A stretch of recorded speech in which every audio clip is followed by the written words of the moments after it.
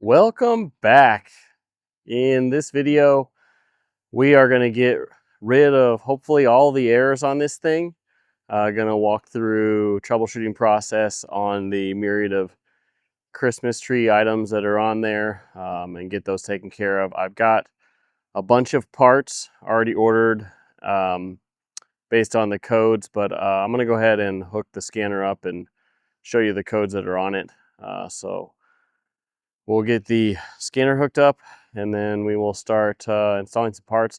Hopefully, it's just a handful of simple things to fix, and it doesn't take a whole lot more than that. And then we can probably start working on the vinyl wrap once we get through that stuff, as long as it's pretty simple fixes, and then get this thing registered. By working on the vinyl wrap, by the way, I mean tearing it off. It's a wonderful Noah's Ark scene, but it's a little conspicuous. I don't really want to be driving around town in the dinosaur mobile. So we'll get started here. Apologies for the shaky camera work here. I asked my 9-year-old to shoot a little video for me, and this is what came out. So she enjoyed doing it, so I guess that's all that matters. Anyhow, here is a screenshot of the codes that were pulled from the computer, an evap code, and then a code related to the performance of the catalytic converters. Starting with the evap code, simple first step potential fix for this is just replacing the gas cap. So went to a local auto parts store, picked up a gas cap, and unfortunately it wasn't the right one. It did not fit, so had to put the original gas cap back on and get online and order the correct one.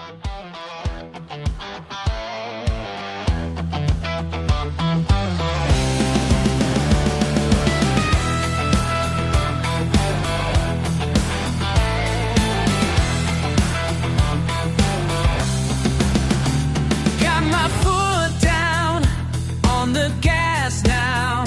Can't you feel it as we tear through? Take my chances on these wild roads. Baby, trust me, I won't let go. Engines burning, wheels are turning. Can't slow down, won't slow down. Baby, hold on, we can't slow down. See the signs pass like a fast flash. 10 miles more now, push it harder. Hearts on fire, wind is screaming. You beside me makes me free. Engines burning, wheels Well, are That's a super simple one. Just grabbed a new gas cap off of eBay, swapped it in there. Let's hope this fixes the evap code that's throwing. I did test with my new scanner, and I can hear the solenoid both up in the engine bay and the one down in the tank. It sounds like they're actuating, so I mean, they may not be sealing properly, but I can hear them when I activate them. So hopefully it's just a simple gas cap. We got to drive it and figure that out. It seems the most obvious cause of the P0446 is this vent valve. So I picked up a new one here, and it looks like it only takes a couple minutes to throw in. So we're gonna toss it in real quick, clear the codes, and then keep driving this thing and see if the code stays off.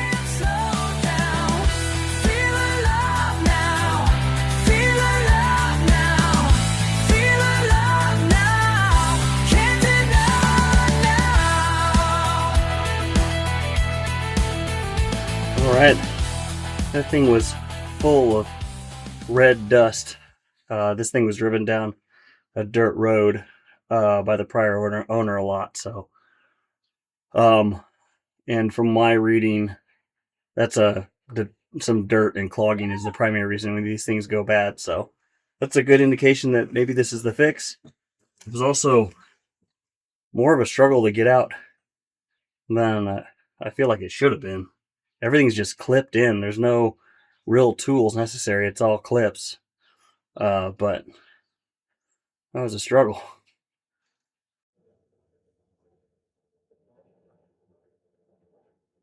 Man,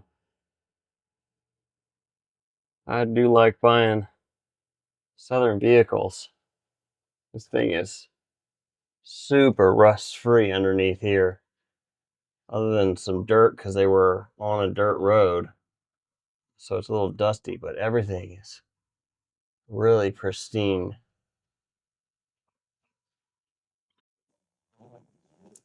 Okay, I got this new brake position sensor. I just wired it in real quick and then had one of my kids actually check the tail lights as I actuated this, and the brake lights come on and off. So that switch is definitely the problem. It's really just one screw that holds it in, and it's a 7mm.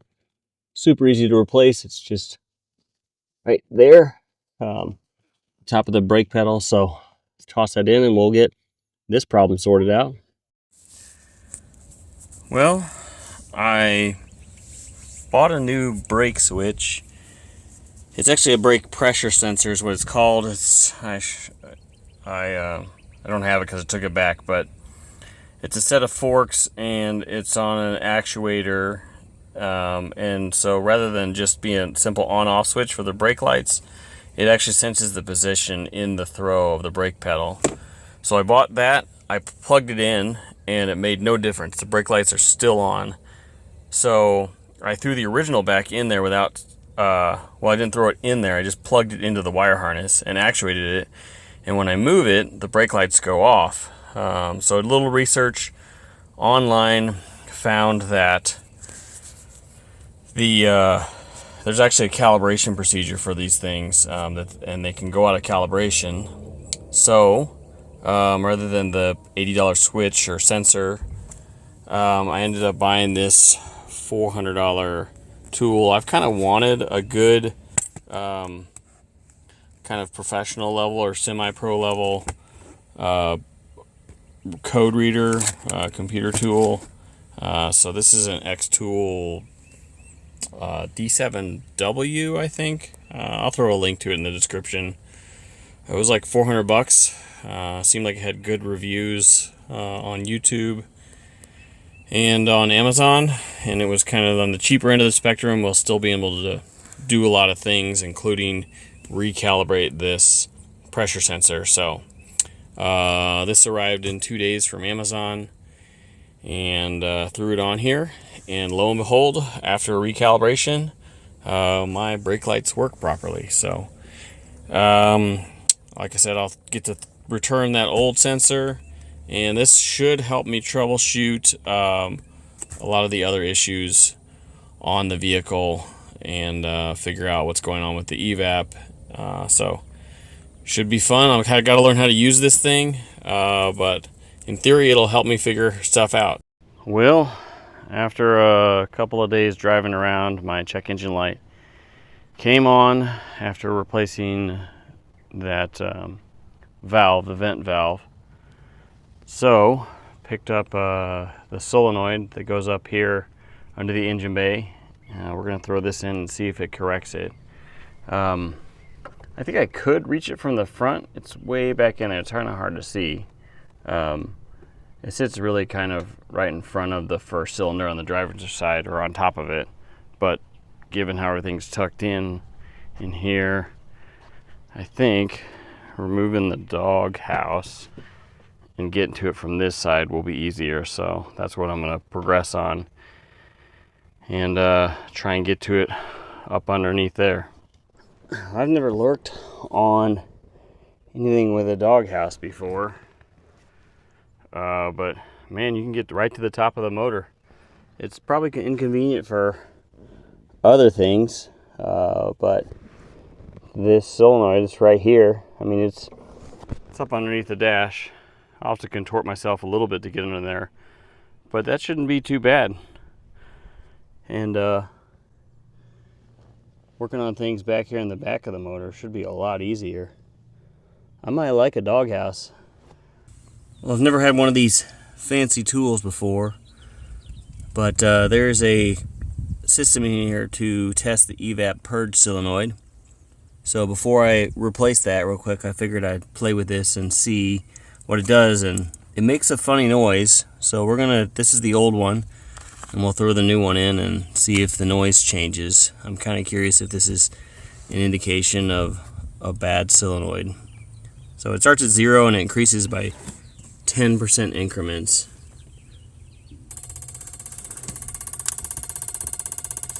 That's 10%. That's 20. And that's 30. Hopefully you can hear that clicking noise. 40. 50. 60. 70. 80. 90. And then it goes away at 100. So we'll take this back down to 0.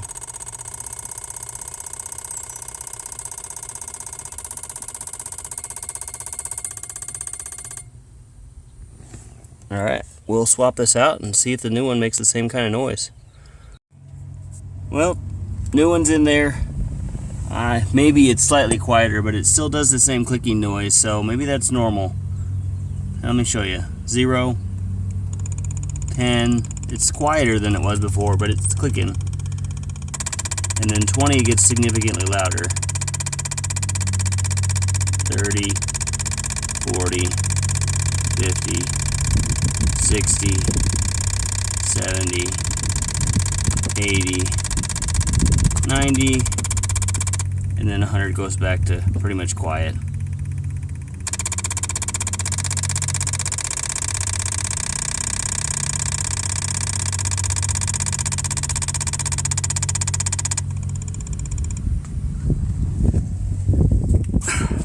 So I don't know. I guess I'll just drive it, clear the codes, drive it, and see if they come back or not.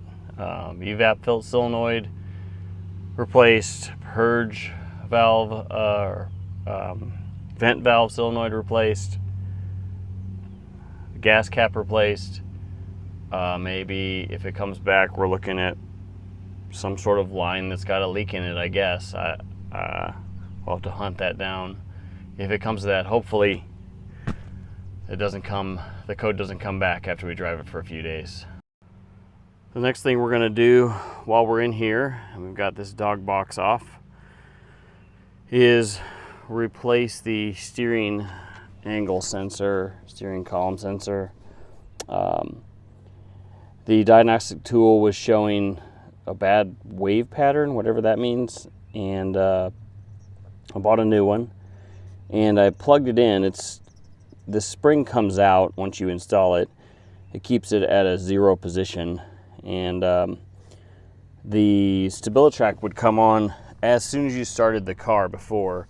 Now with this in, I can drive around for a little while before it comes on. I think it eventually figures out that there's a problem, because if you've been driving for 5 minutes at 40 mile an hour or whatever, and you never made a single steering input, I think the computer figures, hey, there's a problem.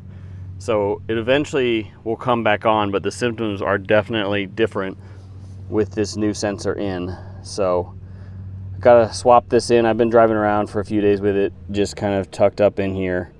But it's a circle, and the steering column goes through here, so you actually have to pull the steering column out of here to get this replaced. So I've been waiting for a nice day outside where I can spend a couple of hours. So I've got to drop this steering column down, unbolt it. There's a joint in there that needs to get unbolted, and then I can pull it up, pull the old collar off the column, and slide the new collar onto the column. Okay, I pulled this controller off. It was kind of sitting below the column, but this will give you a better look at what we're dealing with here. This is the sensor right here. That's the steering column coming down there. So I've got to unbolt these two, And then underneath this cover, there's a joint that needs to get unbolted. And then up here further, I think I've got to pull this off and then unbolt the top of the steering column up underneath this thing. Okay, got little man helping me, or being in the way, but he thinks he's helping. Tip I picked up off the internet was to tape this steering wheel to the steering column just so that you don't get anything clocked weird when you disconnect it down there. So I did that, and it's now all back together. So we will clear some codes, and hopefully we will have working StabiliTrak, and hopefully the check engine code doesn't come on. Oh, drive it and find out. Hopefully the next clip on here is an outro, because it's all solved. Now with that steering sensor in, everything is off on the dash. The cruise control comes on and works like it should. It's a beautiful thing. Third brake light is not functioning, so picked up some new LED bulbs. I'm gonna get those thrown in real quick. I actually pulled it apart already, and the glass bulbs were completely busted out, so needed new bulbs, obviously. So we'll get these thrown in, and the brake lights should be functional and ready for passing a safety inspection. Well, I got the driver's side front wheel pulled off, and it's not just dead batteries. These just didn't have sensors in the tires. So obviously I've gotten the bead broken on this cheap Harbor Freight wheel mounting tool, but it works for this. And pick these up off of Amazon, and I'm going to throw those in the wheels, and we should be able to solve the TPMS warning light on the dash. I didn't record it, but the next thing to try on the check engine light, not the fuel system one, but the exhaust one, was a good cat cleaner. I did read some live data from my new scanner and found that it really looks like the cat itself, the catalytic converter, is probably going bad. It's not the sensor. The sensor looks to be reading in accordance with what it would if the catalytic converter is going bad. So this seems to be the strongest stuff around. It is this liquid moly catalytic system cleaner. There is a clean and a cleaner. The cleaner, you take the intake off after the mass airflow sensor and spray it directly into the intake while you hold the engine at between 2,000 and 3,500 RPM with like a garden hose or some sort of spraying system. So dump that in here, got it sprayed down. We'll drive it a little bit and see if that cat can clean itself with this cleaner or not. I'll report back either way. And if it doesn't, then it looks like we're probably hunting for a new catalytic converter on the passenger side. Finally, it's licensed. It's actually been probably a month and a half since the last clip in this same video. And I've really been kind of chasing the evap problem in this van. Replaced the solenoid up front, the valve, the purge valve in the back, the charcoal canister, the gas cap, and but that's pretty much everything except maybe a couple of hoses in the system, and I guess the fuel cell, the gas tank itself. But I was kind of at my wit's end, and I was getting ready to take it to a shop, and then I found out that this classifies as a commercial vehicle. And while I have to pass safety and emissions for all my other vehicles, because this is classified as a commercial vehicle, it does not have to pass an emissions, which is great. So I was able to just go simply do a safety inspection and then get some plates on this thing. So unfortunately, there still is a check engine light on the dash because of the evap. Maybe I'll figure out how to tune that out. I've kind of already been lightly looking at like HP tuners or something to see if I can turn off that DCT so I don't have to see it anymore. And so if something else does pop up, you know, I'm aware that something new has happened. The other issue, the cat issue, exhaust issue has been corrected, so we should be good there. But that's going to do it for this one. We finally got the van on the road. Next, I think we're going to start working on some upgrades on the inside. It definitely needs some. So thanks for watching along. Hit that subscribe button if you want, or hit that like button, and I'll see you on the next one.